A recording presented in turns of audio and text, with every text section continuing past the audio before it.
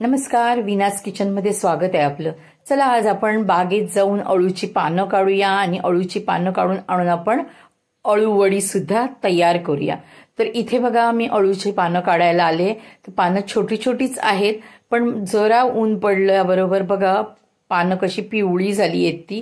आणि तसंही कोकणात ना आता दिवाळीपर्यंत पाऊस होता आणि ह्या झाडांना मी पाणी देणं सुद्धा चालू केलंय, तरी सुद्धा बघा सगळी पानं पिवळी झाली आहेत आणि काही पानं आहेत ती खूप छोटी छोटी आहेत। मग त्यातली मी मोठी मोठी पानं काढली जी मला पाहिजेत ती, कारण काय माहिती आता ही पानं अशीच पिवळी होणार आहेत की आता कदाचित मरून पण जाणार आहेत, कारण कसं मुळं राहतात पण पानं नंतर मग येणं बंद होतं अळूला। तर म्हणतात ना ते हे सगळं इतकं अळू नाजूक असतं, अळवावरचं पाणी तसंच काहीतरी आहे ते त्या म्हणीनुसार।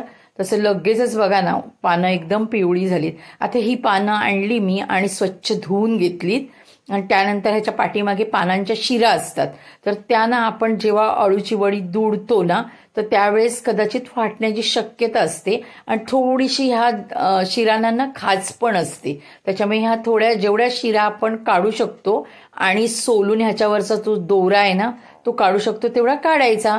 असं मी बघा सगळ्या पानांच्या ह्या शिरा आहेत ना ह्या काढून घेतल्यात आणि दोरा सुद्धा त्याच्यावरचा काढून घेतलाय आणि थोडीशी सॉफ्ट नरम होण्यासाठी त्याच्यावर एक लाटणी फिरवायची, म्हणजे पानं सुद्धा नरम होतात आणि मग आपल्याला वडी करणं ना सोपं जातं, म्हणजे दुडायला सोपी जातात ती। त्याच्यामुळे आधी आपण अशा सगळ्या शिरा काढून घेतलेल्या आहेत बघा। इथे असं सोलून सोलून घ्यायचं। तसं बघितलं तर हे अळू ना असं खूप खाज येते ना तो प्रकार नाही। आता बघा आपण साधी हे करतोय अळूची वडी, तर मी बेसन घेतलंय, त्याच्यानंतर आगळ घेतलाय, मीठ टाकलंय, हिंग टाकलंय आणि हा माझा मच्छी मसाला वापरलाय आणि 2 चमचे ह्याच्यात तांदळाचं पीठ टाकलंय। ह्याच्यात मी आलं लसूण पेस्ट नाही टाकलीये, तीळ नाही टाकले आहेत, कारण ह्याचा व्हिडिओ आहे ना तो आहे माझ्या चॅनेलवर आणि काही खडे मसाले वाटून टाकलेले आहेत त्या व्हिडिओमध्ये।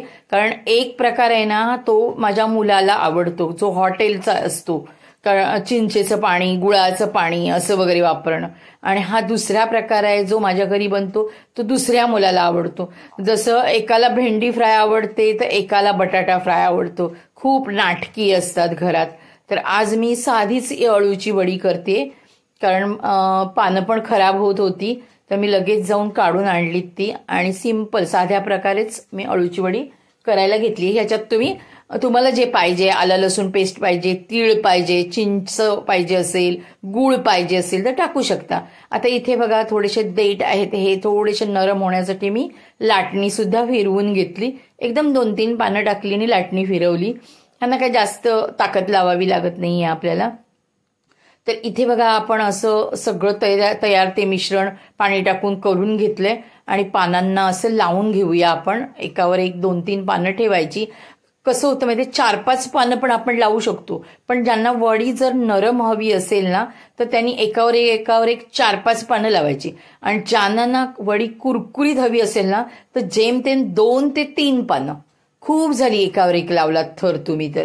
कारण माझी आता कशी मुलं आहेत ना तर त्यांना कुरकुरीत पाहिजे, तशी एकदम नरम नकोय। त्याच्यामुळे मी कसं, बरेच जण बघा अळूची वडी फोडणीत सुद्धा टाकतात, म्हणजे लसूण वगैरे असं फोडणीला टाकतात, जिरा मोहरी वगैरे कढीपत्ता आणि फोडणी देतात त्याची आणि नुसते फोडणीवर परततात उकडून झाल्यानंतर। आणि माझ्या मुलांना नाही, माझ्या मुलांना कुरकुरीत पाहिजे असते अळूची वडी। त्याच्यामुळे मला अगदी आपण जशा चकल्या बिकल्या तळतो ना तसं तळावं लागतं आणि कुरकुरीत करावी लागतात। तर इथे बघा मी एकावर एक अशी सगळी पानं घालून घेतली आहेत आणि 3 पानं टाकली आहेत मी एकामध्ये आणि एकात 2 टाकलेत। टोटल 5 पानं आली आहेत माझ्याकडे, मी मोजून नाही आणलेलीत, कट करत गेले आणि घेऊन आले, म्हणजे जेवढी होती तेवढी पानं आणलीत मी, कारण बाकीची पिवळी झाली आहेत आणि ती एकदम नरम झालेलीत ना त्याच्यामुळे।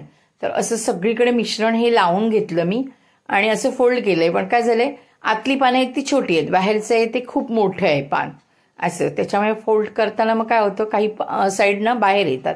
तर आता बघा एका साईडने आपण फोल्ड केलंय आणि ह्या दोन्ही साईड पण फोल्ड का करायचा, तर जो आपण मसाला भरतो किंवा हे जे मिश्रण लावतोय तर ते साईड्सून बाहेर पडू नये म्हणून ह्या 2 साईड सुद्धा थोड्या बंद करून घ्यायच्या, चिटकायला पाहिजे म्हणून ह्याच्यावर हा सगळा मसाला लावायचा.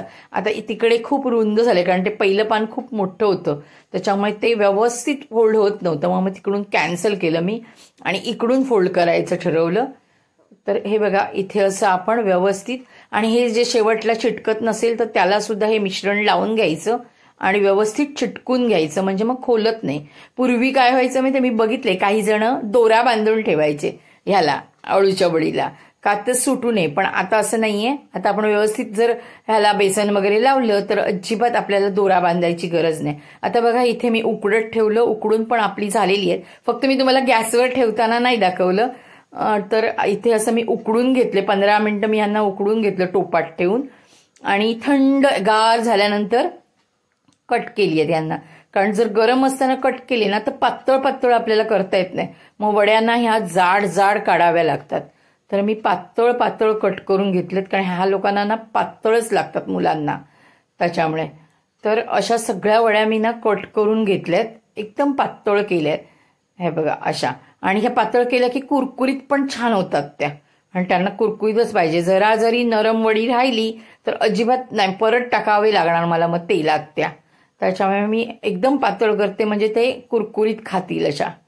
तर अशा आपल्या छान वड्या कापून झाल्यात. आणि माझा बोर्ड बघा, तो मला एक स्टीलचा ना बोर्ड घ्यायचा आहे, चॉप बोर्ड, कारण हा बोर्ड ना सारखा ओट्यावरून पळतो कट करत असताना. तर तो पहिला आधी घ्यावा लागणार आहे मला. इथे बघा अशा सगळ्या वड्या मी कट करून घेतल्या, आणि बघा थंड झाल्यावर किती छान मस्त वड्या पडल्या आहेत त्या. तर आपलं तेल पण गरम झालंय, ते चेक केलंय आपण, आणि आता इथे मी अशा वड्या टाकल्यात.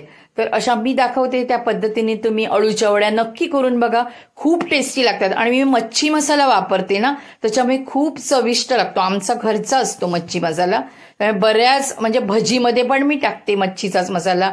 त्याच्यानंतर झुणका करते ना त्याच्यात पण हाच मसाला वापरते. खूप चव छान लागते, म्हणजे जर तुम्ही खाऊन माझ्या घरी येऊन बघितलात, एक नंबर. तर इथे अशी बघा आपली एक नंबर अळूची वडी तयार झालेली आहे. आता मी ह्यांना जवळ वरती आल्यानंतर पलटी करणार आहे, आणि त्याच्यानंतर ह्यांना मी काढणार आहे, कारण पातळ असल्यामुळे लगेचच तळल्या जातात त्या, आणि कुरकुरीत झाल्यात. तुम्हाला कुरकुरीत नको असतील तर तुम्ही फोडणी पण देऊ शकता किंवा लगेच काढू शकता, कारण तसंही आपल्याला वड्या छान आपण उकडून घेतलेल्या आहेत अळूला. तर इथे अशा आपल्या अळूच्या वड्या तयार झालेल्या आहेत बघा. आपण आता एका प्लेटमध्ये ह्यांना घेऊया काढून. बघा किती छान झाल्या आहेत, अजिबात पानं सटकली नाहीत. काही वेळेस काही जणांच्या बघा वड्या असं तेलात टाकल्या की तोंड उघडतात ना, तसंही झालं नाहीये. तर मिश्रण घट्ट पातळ सगळं दाखवलेलं आहे, ते व्यवस्थित तुम्ही बघा, आणि नंतर तुम्ही घरी अळूच्या वड्या अशा तयार करा. तर बघा इथे किती छान आपल्या अळूच्या वड्या तयार झाल्या आहेत, आणि एकदम कुरकुरीत आणि खुसखुशीत खमंग झालेल्या. तर अशा नक्की बनवा तुम्ही. बघा आता आपण एका प्लेटमध्ये काढूया त्यांना, सगळं तेल काढून घ्यायचं. हा बघा इथे अशा मस्त वड्या आपल्या तळून झालेल्या आहेत. धन्यवाद.